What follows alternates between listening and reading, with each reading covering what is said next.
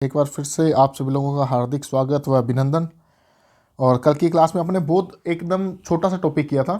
Topic नहीं बोलेंगे, अपन introductory part ही मान लो इस चीज़ का, अपन ने कुछ पढ़ा था इसके बारे में, है ना। तो मेरे हिसाब से आप लोगों ने कल इस चीज़ को पढ़ लिया होगा कि 1895 में क्या होता, 1922 में क्या होता, 1934 में, 35 में, 40 में, 42 में, 46 में, है ना। सारी चीज़ें मेरे हिसाब से आप लोगों ने पढ़ ली होगी। और देखो, सिंपल सी बात है, आप कितना मर्जी टफ से टफ सब्जेक्ट भी उठा के देख लेना, कितना मर्जी टफ सब्जेक्ट क्यों ना हो, वो आपको आसान तब लगने लगे जब आप उसका बार बार रिवीजन करना स्टार्ट करोगे। जितनी बार रिवीजन करोगे उतनी बार वो आपको इजी लगने लग जाएगा सब्जेक्ट ये, है ना। तो आपको क्या करना है, बार बार रिवीजन करना है। आप जैसे ये सब चीज़ें कर ली ना आपने, तो आपको दोबारा किताब खोल के नहीं पढ़ना है कि आप किताब खोल के वापस उसका रिवीजन कर रहे हो, नहीं। एक बार आपने पूरा पूरा पढ़ लिया, तो आप जब भी कहीं भी घूम फिर रहे हो, कुछ भी कर रहे हो, आपके दिमाग में रिवीजन चलता रहना चाहिए। जब वो चीज़ें आपके दिमाग में एनी टाइम चलती रहेगी तो वो आपको याद रहने लग जाएगी। आप बार बार हर चीज़ से उसको कनेक्ट करके याद कर सकते हो कि जैसे 1895 में कोई बात आई तो आपको पता होना चाहिए 1895 क्या हुआ था। या आप घर पे कहीं बैठे हो, चाय पी रहे हो, पानी पी रहे हो, कुछ भी कर रहे हो, अब बेले ही बैठे हो आप, ठीक है। बहुत बार ऐसा होता है कि अपन ना इंस्टाग्राम चलाते चलाते चलाते चलाते एकदम आके जाते हैं, फाइनल हो जाता है कि यार अब मन नहीं कर रहा हो चलाने का ना। कई बार ऐसा लगता है कि कुछ पढ़ते हैं, लेकिन उस टाइम पे आलस आ रहा होता है। आप उस टाइम पे इसका रिवीजन करके देख लेना एक बार। कभी भी कहीं भी बैठे हो, कोई भी सिचुएशन में बैठे हो, अगर आपको जितना मैंने एक क्लास के अंदर कराया, अगर आप पूरे के पूरे का रिवीजन कर पाते हो, इसका मतलब आपकी तैयारी बेहतरीन हो रही है। और अगर आप ऐसा सोचते हो कि मैं जब किताब खोल के पढ़ूंगा उसी टाइम रिवीजन करूंगा उसके बाद सर साफ है, तो भाई साहब वो दिमाग में भी साफ है, कॉपियां भरने का कोई तुक नहीं है। आपको पढ़ना है, मेरे साथ अच्छे तरीके से पढ़ना है, तो आपको ये बात तो गांठ मार लेनी है अच्छे तरीके से कि दिमाग में पूरा दिन आपके दिमाग में चलनी चाहिए चीज़ें, तभी आपको कुछ फ़ायदा मिलेगा, नहीं तो कुछ फ़ायदा नहीं मिलेगा आपको। यहाँ भी टाइम खोटी कर रहे हो, घर पे भी टाइम खोटी कर रहे हो, घर वालों का भी टाइम खोटी कर रहे हो, ठीक है। आपको करना क्या है, जितनी चीज़ें मैं करवाऊँ आपको जैसे ही हो गया, क्योंकि लास्ट में मैं आपको समराइज़ करवा देता हूँ। जैसे पूरी क्लास ली अपने, कल जितना ही पढ़ा था ना, उस सारे सारे को मैंने क्या किया था, इतने से के अंदर बता दिया था, इन लाइन के अंदर। तो आपको ये अच्छे तरीके से याद होना चाहिए। आज जो टॉपिक करेंगे वो भी आपको अच्छे तरीके से पढ़ना है, याद रखना। शायद एक आधी क्लास और होगी, 2 क्लास और मान लो, उसके बाद आपको रटने वाला काम थोड़ा चला जाएगा। वैसे तो अगर आपको पूरा पूरा संविधान रटना है, याद करना है, तो आपको रटना पड़ेगा, ऑब्वियस सी बात है। लेकिन बाद में कुछ समझ वाली चीज़ें ज़्यादा आ जाती है, बाद में समझ वाले क्वेश्चन ज़्यादा आने लग जाते हैं। यहाँ पे नाम, डेटा, सन, वो सब ज़्यादा पूछा जाता है, ठीक है। तो आज की क्लास अपन वापस से, कल वाली क्लास मेरे हिसाब से पढ़ ली होगी, तो अपन ने आगे से शुरू करते सीधा संविधान सभा के बारे में। संविधान सभा, देखो संविधान सभा के अंदर क्या है, जब कैबिनेट मिशन आया था, कैबिनेट मिशन के थ्रू बना था अपना संविधान सभा, है ना। कैबिनेट मिशन ने क्या कहा, एक रूल निकाल दिया। उन्होंने कहा कि प्रत्येक 10 लाख जनसंख्या पर, कितनी जनसंख्या पर, प्रत्येक 10 लाख जनसंख्या पर आप क्या करोगे, एक प्रतिनिधि लाओगे। कहाँ लाओगे भाई, संविधान सभा के अंदर जो संविधान बनाएगी। यानी कि आपके इंडिया में प्रत्येक 10 लाख की जनसंख्या पे कितने प्रतिनिधि आने चाहिए, एक प्रतिनिधि आना चाहिए। उस टाइम पे ऑलमोस्ट अपनी 40 करोड़ के आसपास जनसंख्या थी। कितनी थी, 40 करोड़ के आसपास जनसंख्या थी अपनी। तो उस हिसाब से आंकड़ा देखा, कई जगहों पे 12 करोड़ थे, कहीं पे 13 करोड़ थे, कहीं पे 6 करोड़ थे, कहीं पे 8 करोड़ थे। तो इस हिसाब से आंकड़ा बैठा था टोटल 389 मेंबर का। कितने का, 389 मेंबर का। अब आप पूछोगे सर 10 लाख के लिए बोला था एक होगा, तो 40 करोड़ के हिसाब से तो 400 होना चाहिए थे बंदे, ये 389 का क्यों बैठा। तो देखो, कोई रियासत बड़ी रियासत थी, वहाँ पे 12 करोड़ लोग थे, तो ऐसा थोड़ा ना कि उस रियासत में से और एक 2 बंदे ले लेंगे, उस रियासत में से एक ही बंदा लिया गया था। कोई रियासत है जैसे कि जिसकी 3 करोड़ जनसंख्या है, ठीक है, उसके बाद 3 करोड़ नहीं सॉरी लाख, 12 लाख जनसंख्या है ना, 12 लाख जनसंख्या है।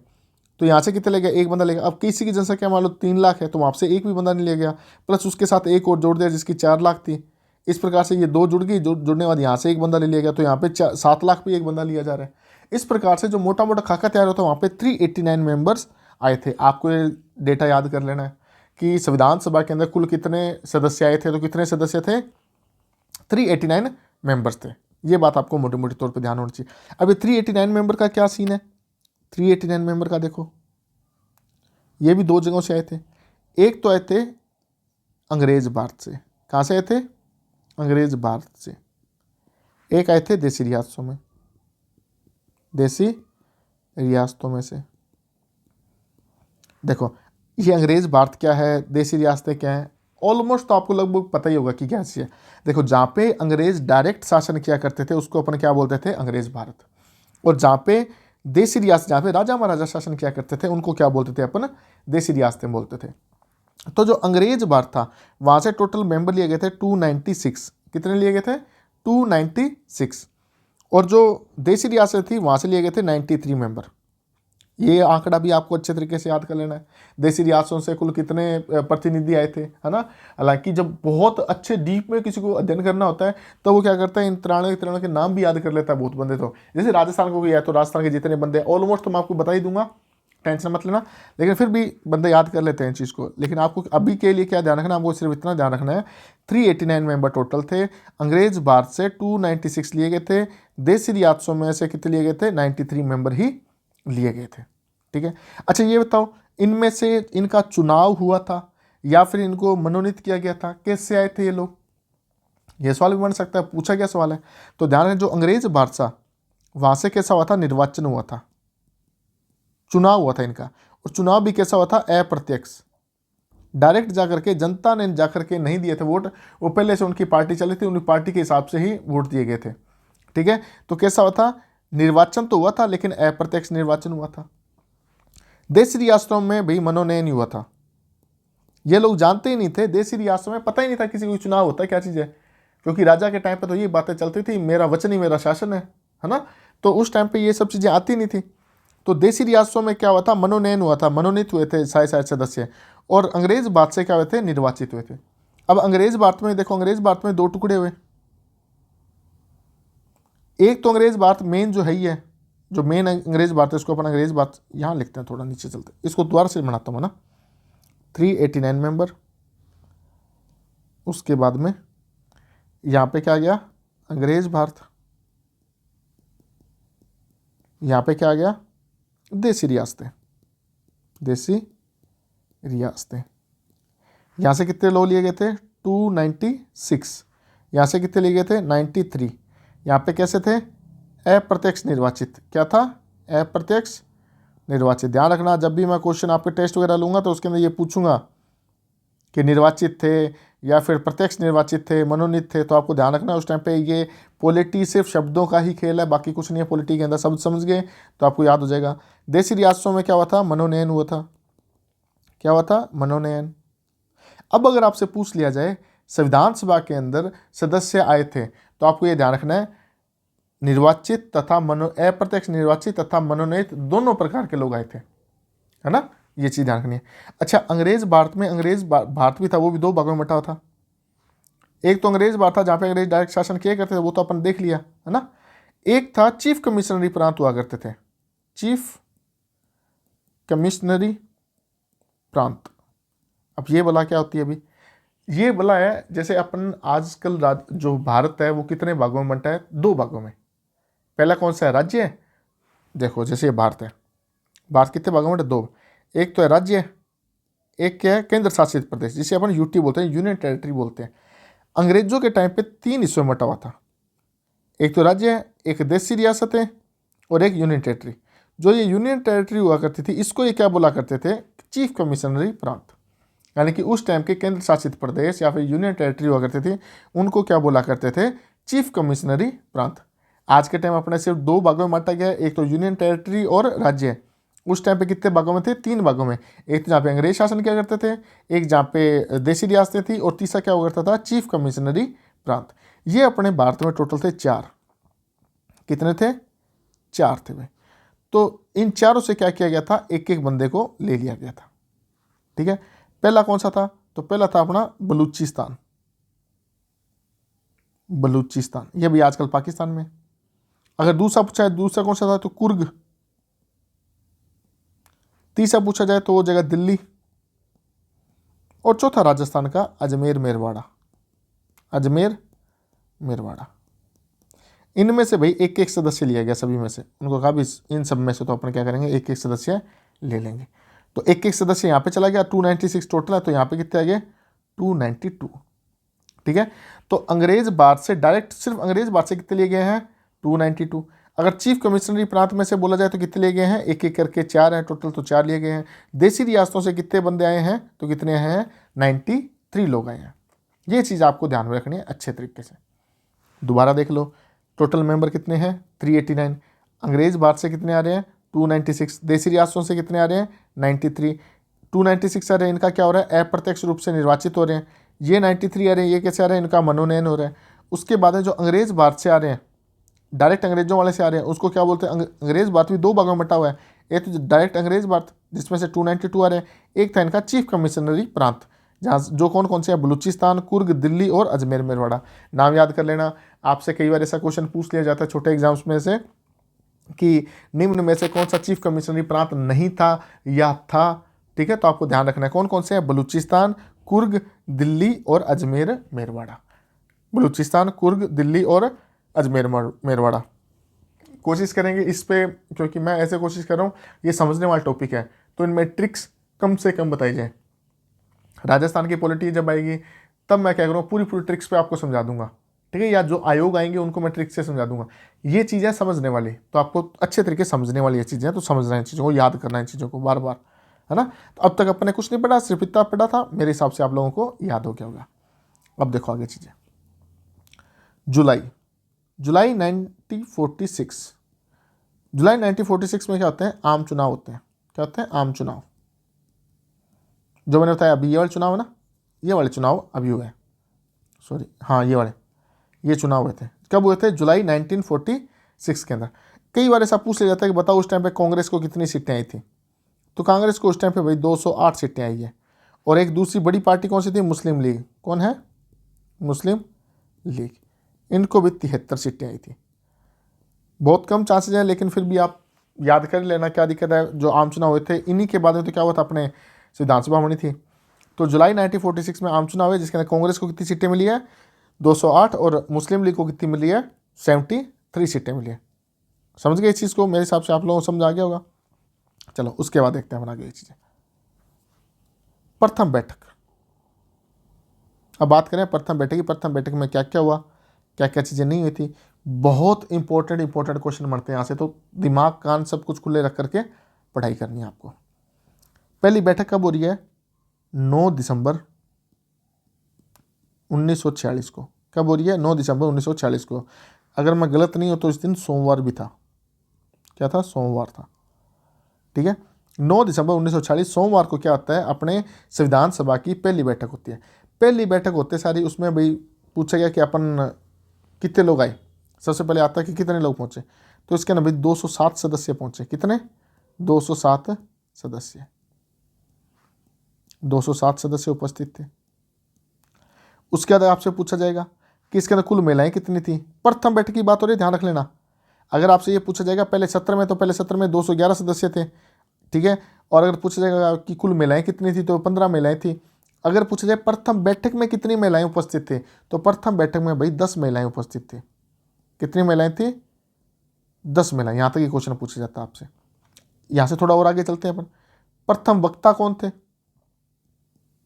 प्रथम वक्ता यानी कि पहली बार किसने जाके माइक संभाला था, किसने बोलना स्टार्ट किया था, तो प्रथम वक्ता थे जेबी कृपलानी। कौन थे, जेबी कृपलानी। ये भाई संयुक्त प्रांत से जीत के आए थे, संयुक्त प्रांत से इनकी सीट थी, ध्यान रखना इस चीज़ का।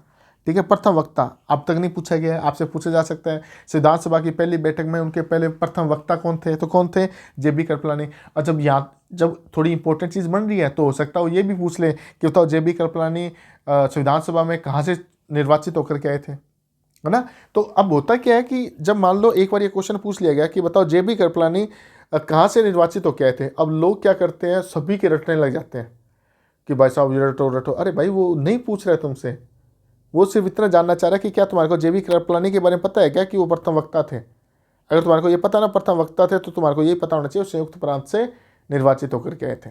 बस इतनी चीज़ है, सभी को पढ़ने की आवश्यकता नहीं होती है, चीज़ें कहीं ना कहीं कनेक्टेड रहती है। ठीक है, तो आपको ये पता होना चाहिए।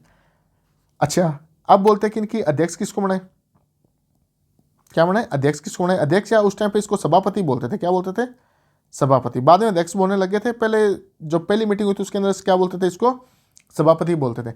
बोले कि इसको अध्यक्ष किसको बनाया जाए। तब अंग्रेजों ने तो खूब कहा था कि आप एक काम करो, कोई अंग्रेज अधिकारी होगा उसको एक बार अध्यक्ष बना दो, तुम्हारे पास अध्यक्ष नहीं है, ऐसे नहीं है वैसे नहीं है। लेकिन फिर लोगों ने कहा कोई बात नहीं, टेंशन मत लो, हम अपने आप चुन लेंगे जिस बंदे को चुनना हुआ। उस टाइम पे क्या है, वहाँ पे बनाया गया प्रथम अध्यक्ष बनाया सच्चिदानंद सिन्हा को। किसको, सच्चिदानंद सिन्हा को। अब सच्चिदानंद सिन्हा को क्यों बनाया गया? क्या उनका निर्वाचन हुआ था? नहीं भाई, उनका मनोनयन हुआ था, उनको मनोनीत किया गया था, उनको अस्थायी अध्यक्ष बनाया गया था। क्या बनाया गया था? अस्थायी अध्यक्ष। अच्छा, इनको अस्थायी अध्यक्ष क्यों बनाया गया? किस बेस पे बनाया गया? किसने बोला कि भाई सच्चिदानंद सिन्हा को बनाना चाहिए? उस टाइम पे यह था कि अभी तक कोई भी बंदा आया नहीं है, हमारा अभी तक अध्यक्ष का निर्वाचन हुआ नहीं है, आज ही हमारी पहली बैठक है, तो हम क्या करते हैं, हमारे सबसे बुजुर्ग सदस्य, हमारे जो सबसे वरिष्ठतम सदस्य है, उनके बारे में, उनको हम क्या बना देते हैं? अध्यक्ष बना देते हैं। तो इनको क्यों बनाया गया? क्योंकि ये क्या थे? वरिष्ठतम सदस्य थे, मतलब सबसे बुजुर्ग सदस्य थे। इस वजह से क्या बनाया गया? सच्चिदानंद सिन्हा को अस्थायी अध्यक्ष बनाया गया था। बात समझ आ गई यहाँ तक? अच्छा, एक बात आपने नोट की कि मैंने आपको बताया कि 389 मेंबर जुड़ के आए थे। कितने मेंबर जुड़ के आए थे यहाँ पे? 389 मेंबर। जब मैं आपसे कह रहा हूँ कि भाई साहब 207 सदस्य पहली बैठक में उपस्थित हुए थे, फिर बाकी लोग कहाँ गए? बाकी लोग क्यों नहीं आए भाई? देखो, उस टाइम पे क्या है, इस चीज़ का मुस्लिम लीग ने बहिष्कार कर दिया था। मुस्लिम लीग ने क्या कर दिया था? बहिष्कार। मुस्लिम लीग ने क्या कर दिया था? बहिष्कार। क्योंकि उनको पता था कि हमारी सीटें कितनी है, 73 हैं, बाकी इनके पास कितनी है, 208 से प्लस सीटें हैं, तो ये तो हमारा सारा सामान यही ले जाएंगे, हम तो ऐसे ही बैठे रह जाएंगे, है ना। तो मुस्लिम लीग ने क्या कर दिया? इस बैठक का क्या कर दिया था? बहिष्कार कर दिया था। अच्छा, फिर आप क्वेश्चन पूछ सकते हो कि सर ये देखो, मुस्लिम लीग के तो कितने 73 लोग थे, तो 73 लोग अगर नहीं भी आए तो भी आंकड़ा 300 के प्लस होना चाहिए था, 310-12 के आसपास, है ना, 310-12 के आसपास, तो फिर इतना कम कैसे हो गया? 207 ही कैसे पहुंचे? तो भाई इस टाइम तक क्या है, जब ये पहली बैठक हो रही है, तब तक जो देसी रियासतें थी, देसी रियासतें, वो अपना भविष्य तय नहीं कर पा रही थी कि हमारे को इवन पाकिस्तान के साथ मिलना है या भारत के साथ मिलना है या हमारे को स्वतंत्र रहना है, ये तय नहीं कर पा रही थी। इस वजह से क्या है कि देसी रियासतें भी नहीं आई। फिर कुछ ऐसे सदस्य थे जो कि बाहर आउट ऑफ इंडिया गए हुए थे, अलग अलग मीटिंग्स में गए हुए थे, तो वो सभी लोग वहाँ थे, इस वजह से नहीं आएंगे।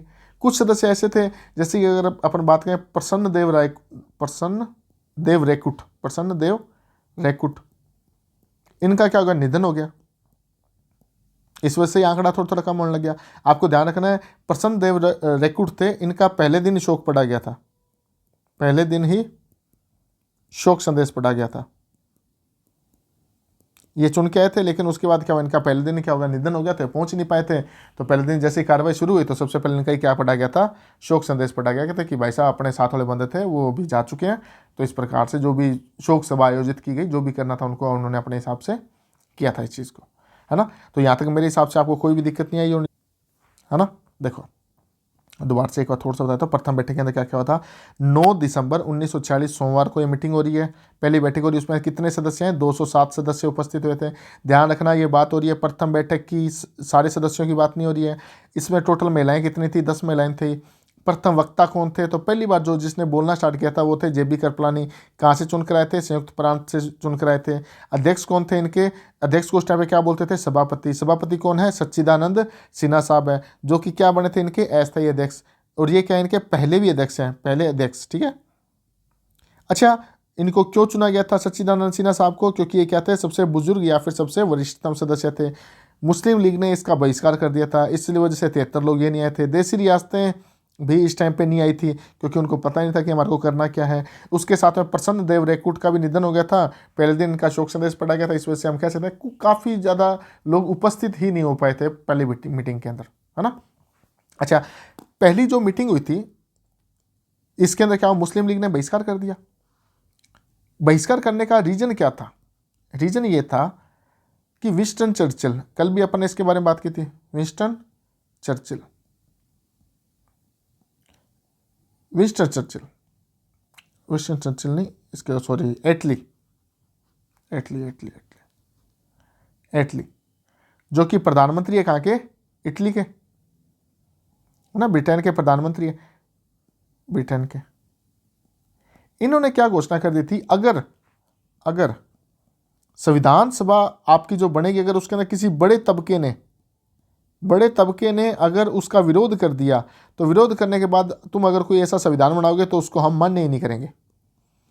समझ गए इस बात को? एटली ने क्या कह दिया 3 दिन पहले इस बात से कि अगर आप जो संविधान सभा बना रहे हो उसके अंदर अगर कोई समाज का बड़ा तबका नहीं आता है, वो उसका बहिष्कार कर देता है, तो ऐसे संविधान को हम भी मान्यता नहीं देंगे। जब ये बात पता लगी मुस्लिम लीग को, तो मुस्लिम लीग ने क्या कर दिया, इसका बहिष्कार कर दिया। अब बहिष्कार कर दिया तो सबसे ज़्यादा खुशी किसको होगी, भाई बहिष्कार करेगा इसका तो सबसे ज़्यादा खुशी किसको होगी, जो संविधान सभा का विरोध कर रहा होगा। संविधान सभा का विरोध कर रहा होगा उसी को तो क्या होगी, सबसे ज़्यादा खुशी होगी। और संविधान सभा का सबसे ज़्यादा विरोध कौन कर रहे थे, तो वो करने वाले व्यक्ति थे विंस्टन चर्चिल। विंस्टन चर्चिल, मैंने आपको शायद कल की क्लास में बताया था कि विंस्टन चर्चिल इनके सामने खड़े हुए थे, एटली के सामने, है ना, एटली के सामने खड़े हुए थे। तो ये विंस्टन चर्चिल हार गए थे, एटली जीत गए थे। एटली ने फिर अपने संविधान सभा बनाने की बात कह दी थी, तो इनका क्या होता है, एक प्रकार से मुंह तोड़ दिया गया था जवाब बातों बातों के अंदर। विंस्टन चर्चिल ने क्या कहा इस बात के लिए, जब पहली बैठक के अंदर मुस्लिम लीग ने इसका बहिष्कार कर दिया, तो उन्होंने कहा कि जो संविधान सभा की पहली बैठक है वो ऐसा प्रतीत हो रहा है, ऐसा विवाह प्रतीत हो रहा है, ऐसा विवाह प्रतीत हो रहा है जिसकी दुल्हन ही गायब हो, जिसकी दुल्हन ही गायब हो, दुल्हन ही गायब हो। समझ गए, मतलब कमेंट कर दिया इस पर। ऐसे कमेंट भी पूछे जाते हैं अच्छे एग्जाम्स के अंदर, ध्यान रखना कि संविधान सभा की पहली बैठक के बारे में किसने यह कथन कहा था कि यह ऐसा विवाह प्रतीत हो रहा है जिसकी दुल्हन ही गायब हो, तो किसने कहा है, विंस्टन चर्चिल ने। यहीं थोड़ा सा मैंने शायद ऊपर लिखा नहीं हो तो आप इसको नोट कर लेना, विंस्टन चर्चिल ने ही अर्धनग्न फकीर कहा था। अर्धनग्न फकीर किसको, महात्मा गांधी को। किसको कहा था, महात्मा गांधी जी को कहा था। ठीक है, ध्यान रख लेना इस चीज़ का, बात गौर कर लेना इस चीज़ को। मुस्लिम लीग ने बहिष्कार कर दिया, देशी रियासतें नहीं पहुंची थी, परसनदेव रैकुट का निधन हो चुका था। एटली जो कि ब्रिटेन के प्रधानमंत्री थे, उन्होंने क्या कोटेशन दिया था, अगर कोई बड़ा तबका इस संविधान सभा का विरोध कर देता है या संविधान का विरोध कर देता है या इसमें नहीं पहुंच पाता है, तो हम ऐसे संविधान को मान्यता नहीं देंगे। इस चीज़ का फ़ायदा उठाकर मुस्लिम लीग विरोध कर देती है। तो विंस्टन चर्चिल इस बात से बड़े खुश होते हैं कि देखो इंडियन पहले लड़ते मर रहे फिर रहे थे, मैं तो पहले कहा था इनकी औकात ही नहीं है कि तुम इनको संविधान बनाने की बात इनके बागडोर दो। तो ये क्या बोलते हैं, एक ऐसा विवाह प्रतीत हो रहा है जिसकी क्या हो, दुल्हन ही गायब हो। क्या हो, दुल्हन ही गायब हो। अच्छा एक बात और, अगर अपन बात करें अपने पहले उपसभापति कौन थे, उपसभापति कौन थे, सभापति देख ली, सभापति पहले सभापति कौन है अपने, सच्चिदानंद सिन्हा साहब। क्यों बनाया गया इनको, क्योंकि ये क्या थे, वरिष्ठतम सदस्य थे। अगर अपन बात करें पहले उपसभापति कौन थे, तो वो थे फ्रैंक जे एंथोनी। फ्रैंक जे एंथोनी, अमर अकबर एंथोनी है ना, वो वाले जे एंथोनी, मतलब वही नहीं, फ्रैंक जे एंथोनी अलग है। ये क्या थे, आंग्ल भारतीय थे। क्या थे, आंग्ल भारतीय। क्या होता है आंग्ल भारतीय भाई, देखो अंग्रेज आके इंडिया रहने लग गए थे। अब इंडिया रहने लग गए तो इंडियन लड़कियों से शादी करने लगे थे। अब उनसे जो भी बच्चे पैदा हुए उनको हम क्या बोलने लगे, आंग्ल भारतीय बोलने लगे। बाद में कंडीशन थोड़ी उल्टी होगी, कुछ वहाँ की लड़कियाँ थी उनके साथ क्या अपने इंडियंस ने शादी कर ली। ठीक है, वहाँ की जो अंग्रेजों की लड़कियाँ भी तो वहीं रहेगी, अब इंडियंस ने भी उनसे शादी कर ली, तो उनसे जो संतानें पैदा की उनको भी क्या बोलेंगे, आंग्ल भारतीय। कुल मिला के मोटा मोटा आपको ये समझना है कि कोई एक बच्चा है जिसका या तो मम्मी इंडियन हो या पापा इंडियन हो, एक तो इंडियन होना चाहिए और एक ही इनमें से क्या होना चाहिए, विदेशी होना चाहिए, उसको हम क्या बोलेंगे, आंग्ल भारतीय बोलेंगे। तो फ्रैंक जे एंथोनी थे वो क्या थे, आंग्ल भारतीय थे। इतना आपको मोटा मोटा तौर पे ध्यान रखना है। और बहुत ही शानदार पर्सनैलिटी वाले बंदे थे। अभी तो हालांकि मैं आगे आगे आपको बताऊंगा 331 अनुच्छेद आता है जिसके अंदर क्या है, 2 आंग्ल भारतीयों को अपने चुनने का अधिकार दिया गया राष्ट्रपति को। ये आजकल क्या कर दिया गया, समाप्त कर दिया गया है। आपको ध्यान रखना है, फ्रैंक जे एंथोनी को 7 बार, कितनी बार, 7 बार राज्यसभा में चुना गया था, राज्यसभा में मनोनीत किया गया था। क्या किया गया था, मनोनीत किया गया था। कितनी बार, 7 बार। तो आप समझ सकते हो कि कितना बढ़िया बंदा रहा होगा। तो इस ऐसे बंदे को उपसभापति नहीं बनाएंगे तो बताओ किसको बनाएंगे, है ना। तो ये चीज़ें यहाँ पे आपको थोड़ा बहुत ध्यान रखनी है। तो क्या उपसभापति की बात होगी, फ्रैंक जे एंथोनी, आंग्ल भारतीय। पहली दिन की मीटिंग थी उसके अंदर सिर्फ इतनी इतनी बातें हुई थी। ठीक है, अब बात करते हैं हम दूसरी मीटिंग की। पहली मीटिंग ये देख लिया, सारी सारी चीज़ें आपको लास्ट में जाते हुए तो एक बार और समराई करा दूंगा, ज़्यादा कुछ बड़ा है नहीं। आपको लग ही रहा होगा कि ऐसे खूब सारी चीज़ें होगी यार, खूब सारी चीज़ें होगी, ऐसा कुछ भी नहीं, बिल्कुल छोटी छोटी बातें हैं तो आपको आराम से याद हो जाएगी। ठीक है, अब देखो दूसरी मीटिंग, दूसरी बैठक। आमतौर पे आप जब भी छोटी या फिर आप जो सस्ती किताबें उठाओगे उसमें क्या लिखा होता है कि पहली बैठक हुई थी 9 दिसंबर को, दूसरी बैठक हुई थी 11 दिसंबर को। अरे भाई पागल हो क्या, 10 दिसंबर किधर गया फिर? 10 दिसंबर को भी बैठक हुई थी, ठीक है, 10 दिसंबर को भी क्या हुई थी, बैठक हुई थी उस टाइम पे भी। तो आप ये बार बार ये बातें क्यों आने लगी कि 9 दिसंबर को हुआ था, 11 दिसंबर को दूसरी बैठक हुई थी? हुआ यह था कि 10 दिसंबर को जो काम हुए थे ना वो ज़्यादा गिनाने वाले काम नहीं थे, है ना, ज़्यादा बड़े काम नहीं हुए उस दिन। तो इस वजह से क्या किया गया, सीधा अपन 11 दिसंबर को ही पढ़ना शुरू कर दिया गया। तो हम दूसरी बैठक की अगर अपन बात करें तो 10 दिसंबर को ही हुई थी दूसरी बैठक, तीसरी बैठक हुई थी 11 दिसंबर को, ठीक है। तो दूसरी दिसंबर की जो बैठक थी यानी कि मंगलवार हो गया इस दिन, मंगलवार के दिन क्या क्या काम हुआ था पहली बात तो इस पर अपने को थोड़ा बहुत देख लेते हैं क्या क्या चीज़ें क्या क्या चीज़ें नहीं है। तो 10 दिसंबर को दूसरी बैठक हो रही है, इसमें अपना जो स्थायी सदस्य है, स्थायी सदस्य इसको चुनने, इसके चुनाव की विधि तैयार की गई, इसके चुनाव की विधि तैयार की गई कि भाई साहब अपना जो स्थायी सदस्य चुनेंगे उसको किस प्रकार से चुनेंगे, उसका चुनाव होगा क्या नहीं होगा, हर एक चीज़ के बारे में डिस्कस किया गया था दूसरी बैठक के अंदर। सिर्फ इतना ही पढ़ना है अपने को कि चुनाव की जो विधि तैयार की गई थी ये कब की गई थी, तो वो की गई है 10 दिसंबर को। कब? 10 दिसंबर 1946 को, ठीक है, स्थायी सदस्य की विधि चुनने की। यहाँ तक समझ आ गई कि अपन स्थायी सदस्य कैसे चुनेंगे, उसकी क्या विधि होगी, क्या प्रक्रिया होगी, वो अपन ने क्या डिसाइड किया गया था दूसरी मीटिंग के अंदर। अब देखते हैं तीसरी बैठक। तीसरी बैठक, तीसरी बैठक के अंदर क्या क्या चीज़ हुई वो देख लेते हैं अपन। तीसरी बैठक के अंदर सबसे बड़ा काम हुआ, तीसरी बैठक कब हो रही है? 11 दिसंबर 1946 को, बुधवार आ गया इस दिन। इस दिन क्या काम हो रहा है, पहला तो स्थायी सदस्य चुन लिया गया, स्थायी सदस्य का क्या हो गया, चुनाव हो गया। स्थायी सदस्य का जब चुनाव हुआ तो उस टाइम बोला गया कि विधि बनी थी कि इतने जने इसके कोई प्रस्ताव लेके आएगा कि इस बंदे को बनाना चाहिए अपने को, फिर उसका कोई अनुमोदन भी कर देगा कि हाँ यार सही बात है, तो अपन इसको क्या बना देंगे, अध्यक्ष बना देंगे। छुट्टी अगर आपका एग्जाम है तो आप यहाँ तक पढ़ लोगे कि स्थायी सदस्य का चुनाव हुआ था, उस स्थायी सदस्य किसको बनाया गया था, डॉक्टर राजेंद्र प्रसाद जी को बनाया गया था। डॉक्टर राजेंद्र प्रसाद को क्या बनाया गया था, स्थायी सदस्य बनाया गया था। लेकिन जब अच्छे एग्जाम की तैयारी करोगे, आरएस लेवल के एग्जाम की तैयारी करोगे, यूपीएससी के लेवल के एग्जाम की तैयारी करोगे, तब आपको थोड़ी सी इसके अंदर और जाना पड़ेगा। टाइम पड़ा है अपने पास तो मैं थोड़ा सा आपको इसके बारे में डिटेल बता देता हूँ। इनका जो प्रस्तावक थे, मतलब जिन्होंने प्रस्ताव दिया था कि भाई डॉक्टर राजेंद्र प्रसाद को अध्यक्ष बनाना चाहिए, वो कौन थे, जेबी कृपलानी। कौन थे, जेबी कृपलानी। जेबी कृपलानी कौन है पता लग गया ना, वही व्यक्ति जो कि संयुक्त प्रांत से जीत के आए थे और जिन्होंने पहले वक्ता भी थे, है ना। इन्होंने प्रस्ताव रख दिया, इस प्रस्ताव का समर्थन किसने कर दिया, तो आपसे समर्थक पूछा जा सकता है। समर्थक कौन थे इनके, तो वो थे पटेल साहब। कौन थे, पटेल जी। इन्होंने क्या कर दिया था, इसका समर्थन कर दिया था कि हाँ भाई साहब इनको बना देना चाहिए। तो इस हिसाब से क्या किया गया, डॉक्टर राजेंद्र प्रसाद का क्या कर लिया गया, चुनाव कर लिया गया, चुनाव कर लिया। अब बोले कि अपन उपाध्यक्ष होने चाहिए, अब उपाध्यक्ष बनाए जा रहे हैं, क्या होने चाहिए, उपाध्यक्ष भी होने चाहिए अपने। उपाध्यक्ष इस बार कितने बनाए गए थे, 2।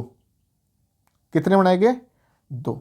अब 2 क्यों बनाए गए, तो ये थोड़ा थोड़ा विवाद चलने लग गया था कि भाई साहब देसी रियासतें थी वो बोले थी हमारी तरफ से भी एक बंदा होना चाहिए जो थोड़ा ऊंची लेवल की पोस्ट पे हो, अंग्रेज बाहर से भी एक बंदा होना चाहिए जो कि थोड़ी सी ऊंचे लेवल की पोस्ट पे हो। तो भाई साहब देसी रियासतों से तो आए थे वीटी कृष्णामाचारी, वीटी कृष्णामाचारी। कौन थे, वीटी कृष्णामाचारी। ये कहाँ से थे, देसी रियासतों से, देसी रियासतों से। और देसी रियासतों से अगर मैं पर्टिकुलर बात करूं तो अपने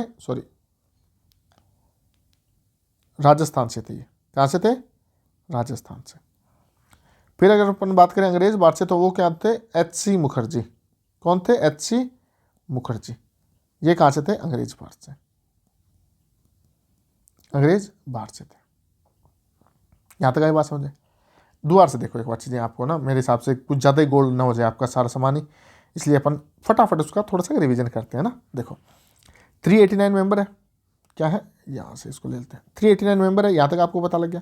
अंग्रेज बाहर से कितने लोग आ रहे हैं, अंग्रेज बाहर से आ रहे हैं 296 मेंबर, और बाकी कितने आ रहे हैं, 93 मेंबर।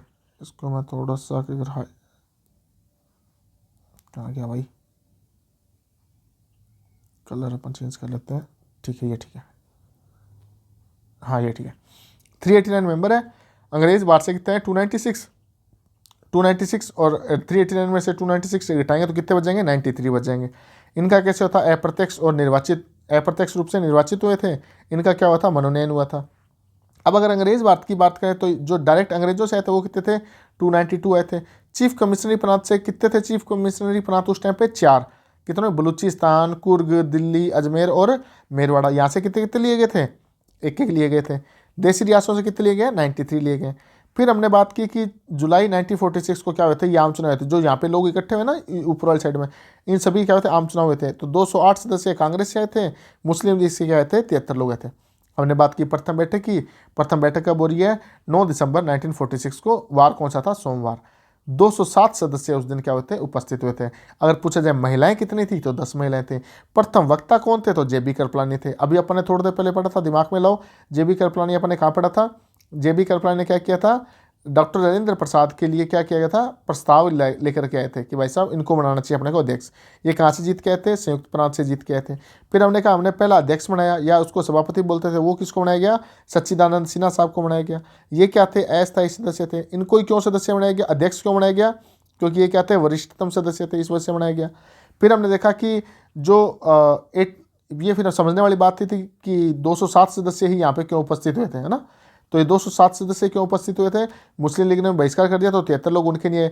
देसी रियासतें थी वो भी अब तक अपना तय नहीं कर पा रही थी कि हमारे को अंग्रेजों के साथ मिलना है, भारत पाकिस्तान के साथ जाना है, भारत के साथ जाना है, या फिर आज़ाद रहना है, कोई समझ ही नहीं पा रही थी इस चीज़ को। फिर कुछ लोग ऐसे थे जो आउट ऑफ इंडिया गए थे, कुछ लोग जैसे कि प्रसन्न देव रेकुट थे, उनका निधन हो गया था, पहले दिन इनका शोक संदेश पढ़ा गया था। ये सब घटनाएं हो क्यों रही है, क्योंकि एटली जो कि वहाँ का प्रधानमंत्री है ब्रिटेन का, उसने एक घोषणा की थी कि अगर संविधान सभा के अंदर एक बड़ा तबका शामिल नहीं होता है तो हम ऐसे संविधान को मान्यता नहीं देंगे। ठीक है, ये बात जब मुस्लिम लीग को पता लगी, मुस्लिम लीग ने क्या कर दिया, इसका विरोध कर दिया। विंस्टन चर्चिल इस बात से बहुत खुश हुआ, उसने कहा कि ऐसा विवाह प्रतीत हो रहा है जिसकी क्या हो, दुल्हन ही गायब हो। विंस्टन चर्चिल ने क्या कहा था, अर्धनग्न फकीर कहा था, किसको, महात्मा गांधी को। पूछा जा सकता है कि महात्मा गांधी को अर्धनग्न की फकीर की संज्ञा किसने दी है, तो किसने दिया है, विंस्टन चर्चिल साहब ने दी है। उसके बाद इनके पहले उपसभापति किसको बनाया गया, फ्रैंक जे एंथोनी। फ्रैंक जे एंथोनी क्या थे, आंग्ल भारतीय थे, और ये कितनी बार टोटल मनोनीत हुए थे, 7 बार मनोनीत हुए थे राज्यसभा के अंदर, है ना। उसके बाद अपन बात की दूसरी बैठक की। दूसरी बैठक में क्या हो रहा है, स्थायी सदस्य के चुनाव की विधि तैयार की गई थी। ये मैं सिर्फ आपको इसलिए बता रहा हूँ क्योंकि आपसे ऐसा क्वेश्चन नहीं पूछा जाएगा कि दूसरी बैठक में क्या हुआ था।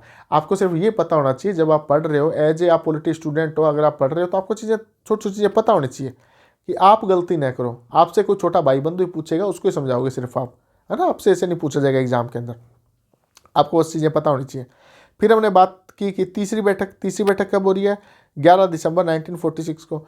मेन काम क्या रहा है यहाँ पे, स्थायी सदस्य का चुनाव हो रहा है। चुनाव में कौन किसको बनाया जाता है, स्थायी सदस्य, डॉक्टर राजेंद्र प्रसाद को। न जाने कितनी बार क्वेश्चन पूछा गया है। संविधान सभा के पहले अध्यक्ष कौन थे, तो वो सच्चिदानंद सिन्हा थे। पहले अस्थायी सदस्य कौन थे, तो वो सच्चिदानंद सिन्हा थे। अगर पूछा जाए पहले स्थायी अध्यक्ष कौन थे, तो वो कौन थे, डॉक्टर राजेंद्र प्रसाद थे। अगर थोड़ा और इससे डीप में जाए तो इनके प्रस्तावक कौन थे, तो JB कृपलानी थे। समर्थन किसने किया था इनका कि ये प्रस्ताव से ही लिखा है, तो ये किसने किया था, पटेल साहब ने किया था। फिर हमने बात की उपाध्यक्ष, तो इसके उपाध्यक्ष कितने बनाए गए, 2 लोगों को। एक वो लोग जो अंग्रेजी भारत से आए थे, और एक वो लोग जो देसी रियासतों से आए थे। देसी रियासतों से कौन आए थे, राजस्थान के VT कृष्णामाचारी जी, और HC मुखर्जी कहाँ से आए थे, अंग्रेज भारत से आए थे। मेरे हिसाब से आप लोगों को इतनी चीज़ें समझ में आ चुकी होगी, है ना। एक बार और दोबारा से पढ़ लेना, नोट्स जरूर बनाना है चीज़ों के। अगर आप नोट्स नहीं बनाओगे तो आपको कुछ भी याद नहीं रहेगा, है ना। चलो आगे देखते हैं। संविधान सभा के सचिव किसे बनाया गया अभी, संविधान सभा के सचिव किसको बनाया गया, तो वो थे HV आयंगर। कौन है, HVR आयंगर। कौन है, HVR आयंगर। आपसे पूछा जा सकता है संविधान सभा के जो सचिव कौन थे, तो वो कौन है, HV आयंगर है। अगर आपसे पूछा जाए संविधान सभा के अध्यक्ष कौन थे, तो वो कौन हो जाएंगे, डॉक्टर राजेंद्र प्रसाद हो जाएंगे। अगर पूछा जाए अस्थायी अध्यक्ष या फिर पहले अध्यक्ष कौन थे, तो वो हो जाएगा सच्चिदानंद सिन्हा साहब हो जाएंगे। अगर आपसे पूछा जाए कि उपाध्यक्ष कौन थे, उपाध्यक्ष 2 थे। किसके बारे में पूछ रहे हो भाई, आप बताओ हमारे को। देसी रियासतों से कौन आए थे, तो देसी रियासतों से VT कृष्णामाचारी आए थे। आप बताओ अंग्रेज भारत से कौन प्रतिनिधित्व कर रहे थे, तो वो हमारे HC मुखर्जी साहब कर रहे थे। ठीक है, तो एक बात, तो पहले उपसभापति किसको बनाया गया था, तो हमने कहा फ्रैंक जे एंथोनी को बनाया गया। वो कौन थे, वो जी आंग्ल भारतीय थे। कितनी बार मनोनीत हुए थे, 7 बार हुए थे, है ना। वैसे ये पूछा जा सकता है कि सचिव कौन थे, तो वो कौन है, HVR अयंगर साहब। ठीक है, फिर एक संवैधानिक सलाहकार, संवैधानिक सलाहकार कौन थे अपने, संवैधानिक सलाहकार कौन थे, तो वो थे BN राव, BN राव साहब। वेरी वेरी इंपॉर्टेंट क्वेश्चन बनता है यहाँ पे, ध्यान रखना। BN राव साहब क्या थे, संवैधानिक सलाहकार थे, ये संविधान सभा के सदस्य नहीं थे, ध्यान रखना, संविधान सभा के सदस्य नहीं थे। कई बार ऐसा क्वेश्चन पूछा जाता है, निम्न में से कौन सा सदस्य संविधान सभा का सदस्य नहीं था, वहाँ पे BN राव साहब भी नाम दे दिया जाता है। ध्यान रखना, ये विधि के बहुत अच्छे ज्ञाता थे, विधि के बारे में बहुत अच्छी जानकारी रखा करते थे, लेकिन ये क्या थे, इन्होंने अपने जो प्रारूप था अपना, उसको इन्होंने तैयार किया था। खाका होता है ना कि संविधान कैसा होगा अपना, उनको तैयार करने वाले बंदे कौन थे, BN राव साहब थे। लेकिन ध्यान रखना, ये संविधान सभा के सदस्य नहीं थे।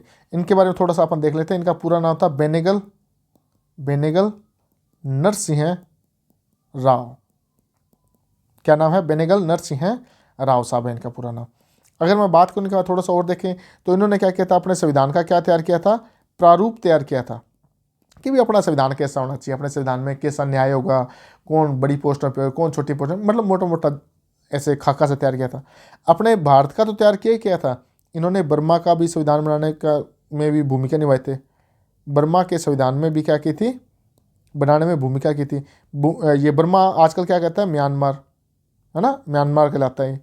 इनका भी संविधान किसने बनाया था, बेनेगल नरसिंह राव साहब ने बनाया था। बहुत ही विधि के अच्छे जानकार थे, बहुत बढ़िया जानकार थे। और ध्यान रखना, अंतर्राष्ट्रीय न्यायालय ना अपना, अंतर्राष्ट्रीय न्यायालय इसके भारत की तरफ से पहले जज यही थे, पहले न्यायाधीश कौन थे, यही थे। अंतर्राष्ट्रीय न्यायालय है ना जो, है ना, वहाँ पे क्या है, अगर भारत की तरफ से पहला जज बनने वाला व्यक्ति था ना, तो वो कौन था, बेनेगल नरसिंह राव ही थे।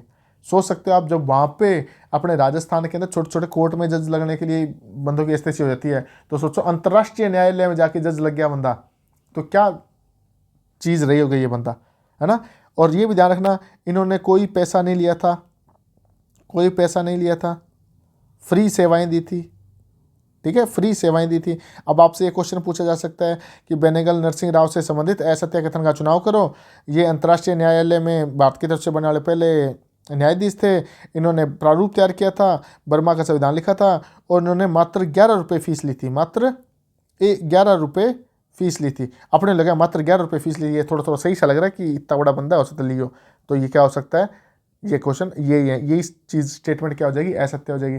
या इसकी जगह ये लिखा आ सकता है कि ये संविधान सभा के सदस्य थे, तो ये संविधान सभा के सदस्य भी नहीं थे, है ना, ध्यान रख लेना इस चीज़ का। हाँ, इनके एक भाई थे शिवा राव, वो संविधान सभा के सदस्य रहे थे, लेकिन आपको इसके बारे में ज़्यादा जानकारी नहीं रखनी है, बस इतना ही ध्यान रखना है कि संवैधानिक सलाहकार कौन थे अपने, तो BN राव साहब थे, बेनेगल नरसिंह राव। इन्होंने प्रारूप तैयार किया था अपना, बर्मा के संविधान में भी बनाने में इन्होंने अच्छी भूमिका निभाई थी। अंतर्राष्ट्रीय न्यायालय होता है जो इंटरनेशनल कोर्ट होता है, उसके भारत की तरफ से बनने वाले पहले न्यायाधीश भी ये थे। इन्होंने कोई भी पैसा चार्ज नहीं किया था। इतनी बात आ गई आपको। अब देखो, ये कौन सी, कब की बात कर रहे हैं अपन, तीसरी बैठक की बात करें जो 11 दिसंबर को रही, जिस दिन क्या, एक तो इनका चुनाव हो गया, चुनाव ने उपाध्यक्ष बना लिए, उसका सचिव बना लिया, उसका संवैधानिक सलाहकार बना लिया, कहते और क्या चाहिए अभी, तो इन्होंने कहा भी एक नियम समिति बनाओ। क्या बनाओ, नियम समिति। भाई यो क्या बोला है, नियम समिति का मतलब ये है कि भाई साहब संविधान सभा के अंदर नियम क्या क्या होंगे, बंदा कैसा खड़ा होकर बात करेगा, है ना, क्या क्या बातें करेगा, किन किन बातों को अवॉइड करेगा, कैसे कैसे कानून चलेंगे, कैसे कैसे कायदे चलेंगे, उन सभी कानून कायदों को बनाने के लिए भी एक समिति बनाएगी, है ना। क्या बनाएगी, एक समिति बनाएगी कि भाई साहब ये लोग बताएंगे, कानून बनाएंगे, बस ये संविधान सभा के कानून बनाएगी कि संविधान सभा में कैसे लोग आएंगे, कैसे लोग बैठेंगे, कौन शोर मचाएगा, कौन शोर नहीं मचाएगा, कितना शोर मचा सकते हैं, कितना शोर नहीं मचा सकते हैं। तो इनका काम क्या था, मेनली नियम बनाना। अपन भी आज देखते हैं कि अपन भी गली क्रिकेट खेलते हैं, तो अपन अपना नियम नहीं बनाते कि भाई साहब एक ठप्पा बिना खाए अगर कोई बॉल बाहर गई तो वो आउट हो जाएगा, है ना। अगर जिसके घर पे बोल जाएगी तो वो खुद ही बंदा जाकर के बोल लेके आएगा, जो मारेगा शॉट मारेगा। ऐसे इन्होंने क्या बनाई थी, एक नियम समिति बनाई थी। कब बना रही है, तीसरी बैठक में। तीसरी बैठक कब हो रही है, 11 दिसंबर को, ध्यान रखना 11 दिसंबर को। इसमें उन्होंने क्या किया, टोटल 16 सदस्य थे, 16 सदस्य। इसको आप ऐसे लिखो, ज़्यादा बढ़िया रहेगा, 1 + 15 सदस्य। एक क्या है, अध्यक्ष, और 15 क्या हो जाएंगे, इसके सदस्य हो जाएंगे। अब अध्यक्ष कौन होगा, तो अध्यक्ष वही जो व्यक्ति क्या है, संविधान सभा का अध्यक्ष है। अध्यक्ष कौन होगा, वही जो संविधान सभा का अध्यक्ष है। तो संविधान सभा का अध्यक्ष कौन थे, डॉक्टर राजेंद्र प्रसाद थे। प्लस कितने लोग हो गए, 15 लोग और हो गए, इसके साथ में शामिल हो गए। ठीक है, कितने लोग हो गए, डॉक्टर राजेंद्र प्रसाद हो गए, और 15 लोग क्या हो गए, एक्स्ट्रा ऑर्डिनेट हो गए। हालांकि 15 लोग भी याद करने कभी पूछा नहीं गया है, ठीक है, मेरे हिसाब से पूछा मिल जाएगा कभी, बिल्कुल फोकट का टाइम हो तब याद कर लेना, वरना मत याद करना। बस इसके अंदर एक चीज़ याद कर लेना, इसके अंदर एक महिला भी शामिल थी, एकमात्र महिला शामिल थी इस समिति के अंदर। एकमात्र क्या थी, महिला, वो याद कर लेना, वो क्या थी, दुर्गाबाई देशमुख। क्या थी, दुर्गाबाई देशमुख। ये बस थोड़ा सा ध्यान रख लेना कि डॉक्टर राजेंद्र प्रसाद, 15 लोग थे, 1 + 15 थे, एकमात्र महिला थी, वो कौन थी, दुर्गाबाई देशमुख थी। इतनी चीज़ें आपको मोटा मोटा तौर पे ध्यान रखना है, ठीक है। जो इसके अंदर नाम वाम आने थे ना, वो सारे अब इसके अंदर आ चुके हैं। इसके अंदर यानी कि पहली बैठक के अंदर कौन कौन थे, दूसरी बैठक के अंदर कौन कौन थे, तीसरी बैठक के अंदर कौन कौन थे, मैं आपको दोबारा से रिवीजन करा देता हूँ। फिर आपको क्या है कि ये क्लास यहीं समाप्त करते हैं, दूसरी क्लास जल्दी से जल्दी अपलोड कर दूंगा मैं, तो बाद में उस क्लास को भी पढ़ लेना। छोटी छोटी क्लासेस स्टार्टिंग में इसलिए बना रहा हूँ, कम इसलिए पढ़ा रहा हूँ ताकि आप लोगों को चीज़ें समझ में आने लग जाए, दिमाग में बैठने लग जाए। धीरे धीरे आपको जब शुरुआत की चीज़ें अच्छे तरीके से याद हो जाएगी, फिर आप स्पीड खींच देंगे आगे, टेंशन मत लो, है ना। अब आपको याद कैसे कैसे करना है, देखो दोबारा से, अब दिमाग खुला रखना, है ना। देखो यहाँ से देखो, हमने आज पढ़ा था क्या कि 389 मेंबर लिए गए थे। अंग्रेज बाहर से कितने ले गए हैं, 296 अप्रत्यक्ष चुनाव हुआ है, निर्वाचित हुए हैं। देसी रियासत कितने ऐसे 93 मनोनयन हुआ था। यहाँ तक आपको सारी चीज़ें पता लगी, 292 है, चीफ कमिश्नर बनाती है। चारों याद कर लेना भाई, ठीक है। जब भी टेस्ट होगा मैं इनमें से पक्का दूंगा क्वेश्चन। उसके बाद जुलाई 1946 में आम चुनाव है, जिसके अंदर 208 मिले कांग्रेस को सीटें आई, 73 मुस्लिम लीग को। अच्छा, मुस्लिम लीग बहिष्कार कर क्यों रही थी, मुस्लिम लीग को ऐसे लगता था कि भाई साहब मेरे तो 73 सीटें ही हैं, है ना। अगर किसी विवाद हुआ अगर संविधान सभा के अंदर, तो ये लोग तो 208 है, इनसे तो पास हो जाया करेगा, कोई बिल लगाना हो करेगा, है ना। इस वजह से क्या है, ये मुस्लिम लीग थोड़ा सा चैंपै कर रही थी। प्रथम बैठक के अंदर हमने देखा क्या क्या होता है। प्रथम बैठक हुई कब थी, ये इंपॉर्टेंट बात बनती है, 9 दिसंबर 1946 को, सोमवार को हुई थी। 207 सदस्य उपस्थित हुए थे, 10 महिलाएं थी। प्रथम वक्ता कौन थे, तो JB कृपलानी थे। कहाँ से चुन के आए थे, संयुक्त प्रांत से चुन के आए थे। पहले अध्यक्ष या सभापति किसको बनाया गया, सच्चिदानंद सिन्हा साहब को बनाया गया। क्यों बनाया गया, क्योंकि वरिष्ठतम सदस्य थे। ये क्या थे, अस्थायी सदस्य थे। उसके बाद मुस्लिम लीग ने बहिष्कार कर दिया। देसी रियासत ये अपन वैसे ही पढ़ चुके हैं, ठीक है। उसके बाद विंस्टन चर्चिल ने पहली बैठक के बारे में क्या कहा कि ऐसा विवाह प्रतीत हो रहा है जिसकी दुल्हन ही क्या हो, गायब हो, है ना, मजाक उड़ा रहे हैं उसकी। उपसभापति कौन थे, तो फ्रैंक जे एंथोनी थे, ये आंग्ल भारतीय थे, और 7 बार इनका क्या हुआ था, राज्यसभा में मनोनयन हुआ था। बहुत अच्छे विधि के जानकार बंदे थे। दूसरी बैठक को क्या हो रहा है, कुछ नहीं हो रहा, सिर्फ स्थायी सदस्य चुना कैसे जाएगा, इसकी विधि का निर्माण हुआ था, ठीक है। उसके बाद तीसरी बैठक में क्या है, 11 दिसंबर 1946 को आ रहा है। इसके अंदर 4-5 काम हुए थे। एक तो स्थायी सदस्य का चुनाव हुआ था, उसके बाद उसके उपाध्यक्ष बनाए गए थे, उसके बाद इसका सचिव बनाया गया था, उसके बाद इसका संवैधानिक सलाहकार बनाया गया था। कितने काम हुए हैं, 4 काम, और 1 + एक नियम समिति बनाई गई थी। देखो यहाँ से देखो क्या क्या चीज़ें थी, यहाँ देखो सबसे पहले क्या हो रहा है, स्थायी सदस्य, ठीक है। उसके बाद क्या हो रहा है, उपाध्यक्ष, स्थायी अध्यक्ष, सॉरी, ठीक है। स्थायी सदस्य का चुनाव मैंने यहाँ लिख रखा है, स्थायी सदस्य नहीं, स्थायी अध्यक्ष, ठीक है। स्थायी अध्यक्ष का चुनाव हुआ, उपाध्यक्ष बनाए गए। उसके बाद सचिव कौन होगा, उसका बनाया गया। प्लस क्या बनाया गया, संवैधानिक